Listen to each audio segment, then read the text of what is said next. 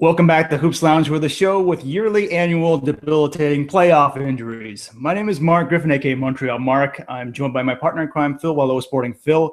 Justin Rowan's out getting an MRI. No, he is in Barcelona watching beautiful baloncesto over there overseas. We join you, Justin. We got to jump right into the NBA playoffs.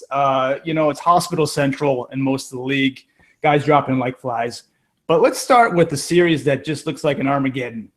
OKC versus the Spurs. Phil, initial thoughts, how this is going to go down?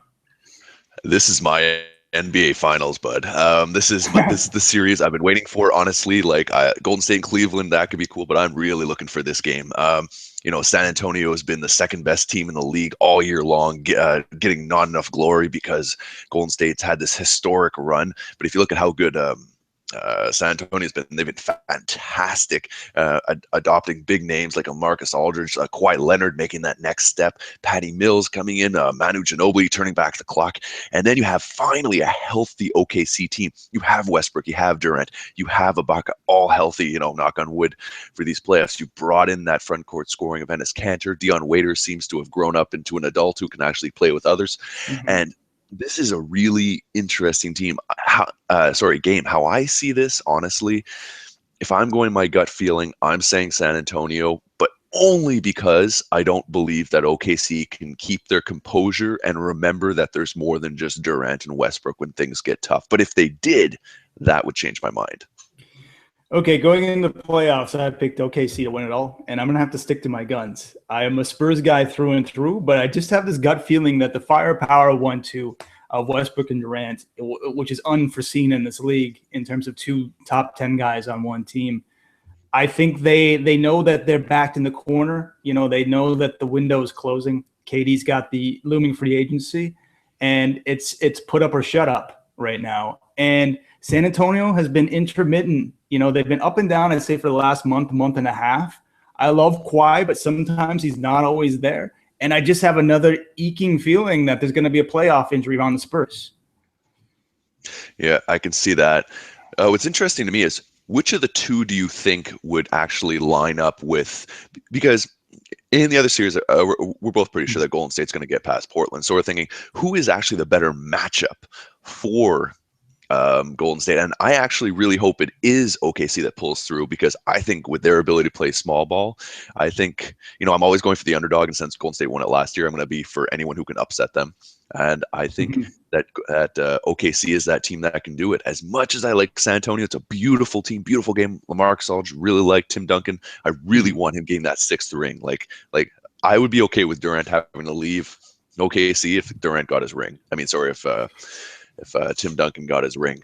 But I really think that if we're going to see someone else who's not Golden State, we kind of need OKC to get through this. Yeah, and I do really believe in the Spurs, but I think Kawhi's not there yet. I think he needs another year of seasoning. He's very close. He's very close, but keep in mind, he's only 24 years old, folks. He won that MVP very young. He's got work to do still, and LaMarcus is still trying to figure out the system a bit. So, and they have defensive lapses. Timmy turned 40 last week. He turned 40, so he can only put in so many minutes. And also, the unspoken truth is that Tony Parker's taken a step back this year. He's aging. He really is. Patty Mills needs more minutes, and they're really missing Corey Joseph this year, to be honest. So they're a great team. Pop is the best coach on the planet, but there's just something missing, and I just think Kevin Durant is pissed off right now. I think he's really pissed off, and that's what he needs to get by this team.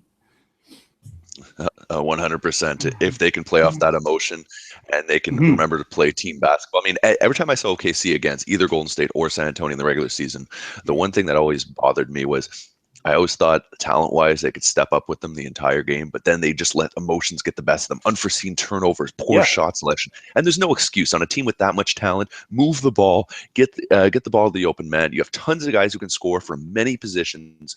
Manage that. Guys like Tony Parker and Patty Mills will not be able to stay in front of Russell Westbrook, because Kawhi Leonard is going to be chasing around Durant the whole game. I don't expect a big game, a big series from Durant. As much as he'll be pissed off, Kawhi Leonard, as much as he is only 24, is one of the best wing defenders in the game, if not the best defender. So Yeah. So for me, the key to this series will Russell Westbrook be able to make the right decisions at the right time, considering he's going to be asked to be the man, considering the matchups. Yeah, I agree 100%. This is up to Westbrook. He's the litigating factor. He has to calm himself down, be a distributor, and score as needed.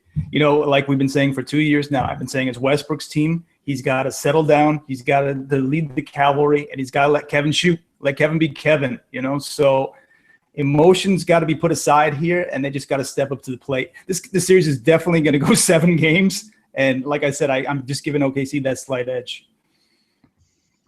All right, well, I'm going to say San Antonio in 6. Okay.